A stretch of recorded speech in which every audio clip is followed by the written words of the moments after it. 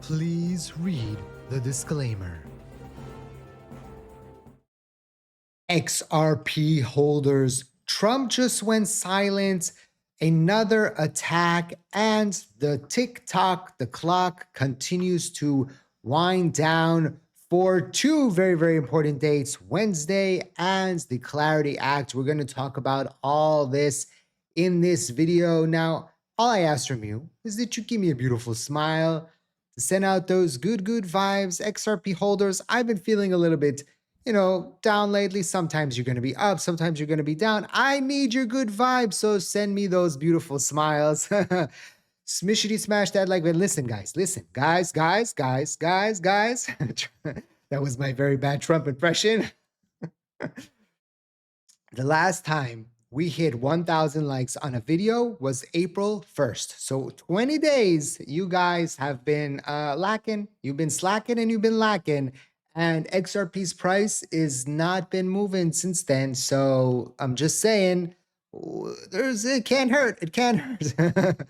Now, currently XRP is sitting at $1.42. Continue to be pretty flat on the day. XRP is moving with the rest of the top 10 just from a price action point of view. Bitcoin is sitting at 75,264, down about 0.5%. Ethereum at 2,300, down about 1%. And Solana at 85, down about 1% as well. But for XRP, there's something very interesting that could happen, whereas we saw Bitcoin and Ethereum have risen more than XRP and Solana over the past few weeks, because they did have a crossover on the 1348 EMA indicator. Well, XRP is getting very close on the daily chart to cross that over. I'll show you that in just a second, but let's start out with the news here and we'll get to the price action in just a second. So if we take a look here, 12 hours ago, President Trump said that he would have some information by the end of the day, remember? Yet Saturday has officially ended without any deal announcement and complete silence from both Iran and the US. Meanwhile, the anticipated peace talks between the US and Iran on Sunday were never scheduled, and the Strait of Hormuz is closed again. In 18 hours, the US stock market will open and oil futures will reopen, and it's going to be a very eventful Sunday ahead. And where's my roller coaster? Whoa, right? The roller coaster in the markets, it's not just the crypto market, it's just the world uncertainty right now continues to go up and down, up and down, up and down, just from that standpoint. Although if we do look at the crypto fear and greed index, we are at 27, which is the highest level that we have seen in a very long period of time, basically since mid-March, right, where we were 28, which was the highest level. And I don't think we haven't been at 30 since January 20th. So the fear and greed index is continuing to come up. It's continuing to get better because of the peace. But if you go and you look at the stock market fear and greed index, it's in the greed, right? Because new all-time highs. Whereas the crypto market, because of the Clarity Act, which we'll get to in just a second, is still being suppressed. Also, this is the situation right now. President Trump has covered the White House Situation Room meeting to discuss Iran's closure of the Strait, and the ceasefire is set to expire in 3 days. So this is Wednesday, remember. The situation with Iran is a critical point, and no final date has been set for the new meeting. U.S. officials say that if there's no breakthrough soon, the war could resume in the coming days. The renewed crisis in the Strait arose amid discussions regarding Iran uranium enrichment. Trump says he will know by the end of the day if the deal is going to happen or not. And we're again in this situation. This was from yesterday. We're in this where if we know if it's going to happen or not, I should have had this before this. Technical difficulty time. It was funny. Yesterday, I brought a tweet, and then it was like an older tweet, and then I said, "This is an older tweet," and then there was someone in the comment section, "That's an older tweet." They didn't listen to the end of the sentence. That's what happens sometimes, with you, when someone speaks a lot, right? Same way your wife is talking, she's talking, and then you hear like the beginning, you don't hear the end. Yes, honey. You're right. We'll get to the price action in just a second, but let's look at what's happening with Eleanor. New as clock ticks down, tick-tock down to the markup of the Clarity Act in the Senate Banking Committee. The North Carolina Bankers Association, a state trade group, has been urging member banks to call into Senator Tom Till's office to weigh in on the stablecoin yield debate. Per an email shared with her by an employee at a small Williamton based bank circulated by leadership, this will be weak on behalf of the bankers. The current compromise stablecoin yield text does not accomplish that goal of mitigating deposit flights of stablecoins. It then encourages employees to call Till's office using the following pre-written message. The Clarity Act must include a airtight prohibition on payments for stablecoins acting as store of value by clearly bearing any interest or yield-like payments tied to the holding, retention, or balance of payment stablecoins, without carve-outs that can be met through nominal activity or loyalty programs. The email adds that employees don't need to answer the questions and defend their position. Simply state your message, and you'll be thanked for your call, and that's easy. Development tracks with recent reports that banks are growing increasingly restless with the current stablecoin yield compromise and are making last-minute pushes for changes.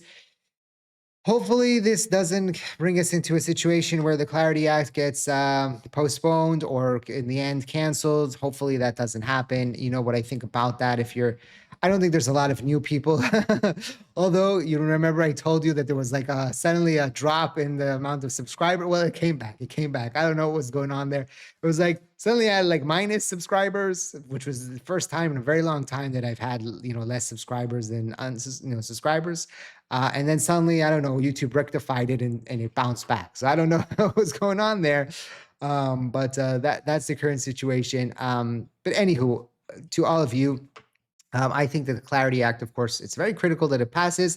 It's not the end of the world for XRP and XRP's price action, but just in the short term, let's say the next 6 months, it could be a make it or break it just in that time frame. Meaning that the stock market might continue to go up, pull back. I don't know, but for the crypto market to recover and to get to a similar place where the stock market is, meaning new all-time highs, we need Clarity Act to pass first. That's just my opinion. Maybe I'm right about this. Maybe I'm wrong about this.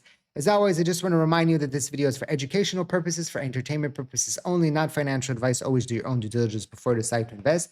Very, very important. Also, remember that I will never contact you on social media asking you to sign up to anything or send me any money. Those are scammers. Those are imposters. Please be very careful out there.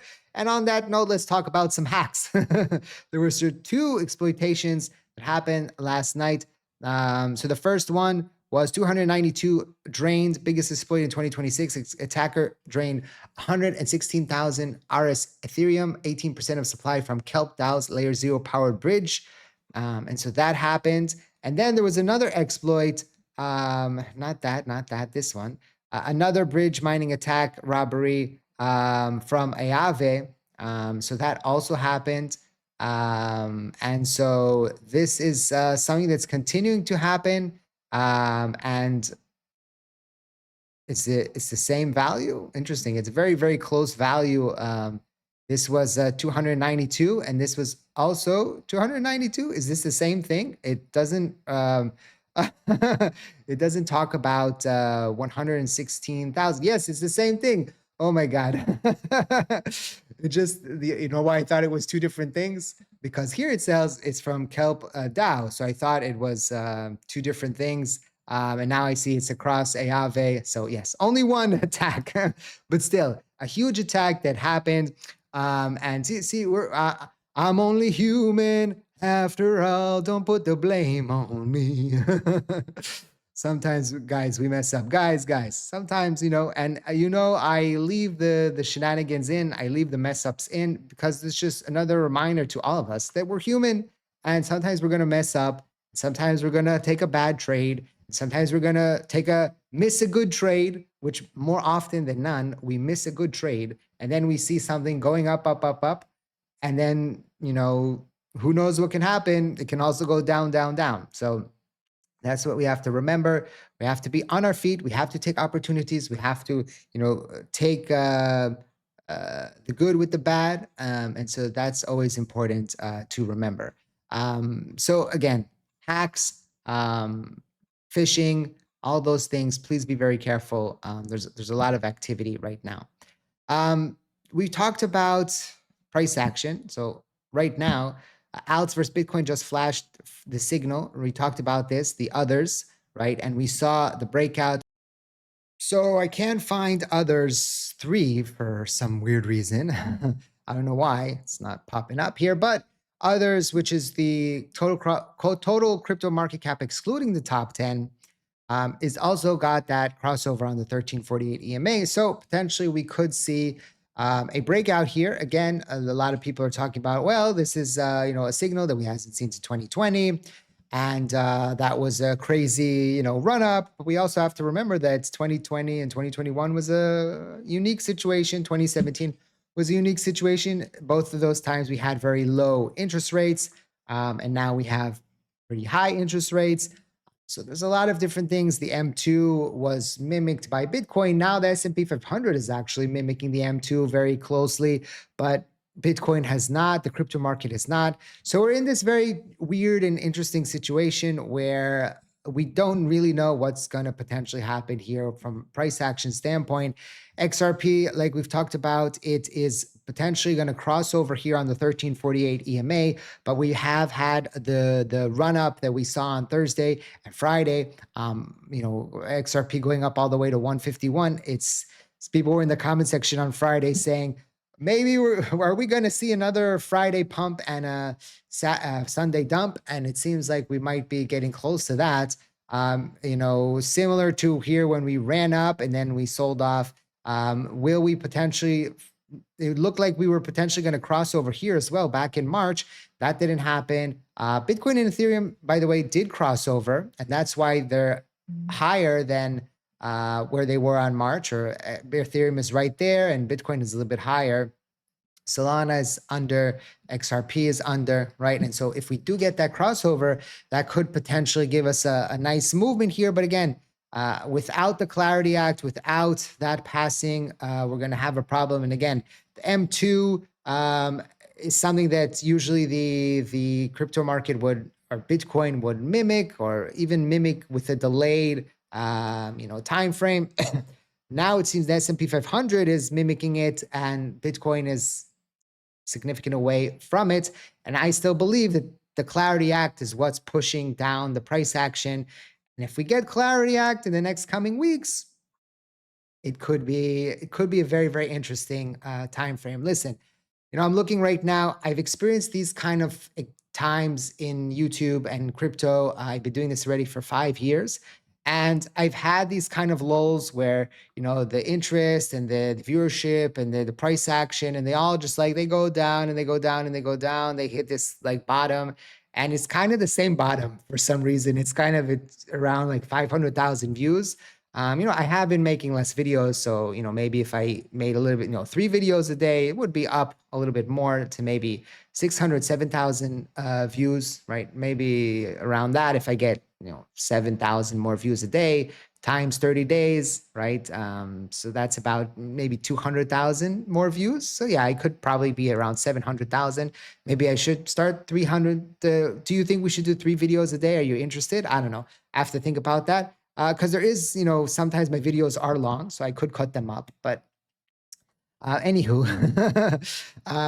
we get into these lulls, and then something happens, something flips, something switches, and then craziness comes around. So same way, I don't get too excited when the channel is doing very good and lots of viewerships.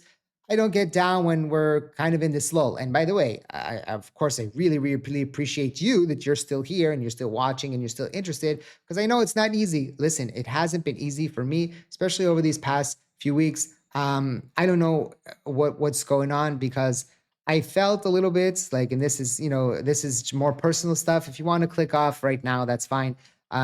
Just my feelings. We were in the war, right? And then we left the war, and I had ceasefire, and then I kind of I was doing good. I had a few good trades, and then I started obsessing again, and I wasn't sleeping. And then I kind of got into this, I don't know, like my body was still thinking, oh, there's gonna be alarms at night. I'm gonna have to wake up, and I couldn't fall asleep, and I just hit like a wall. And sometimes this happens, and my wife, she laughs at sometimes that I'm so optimistic and I'm such a happy going person, but sometimes I hit a wall too.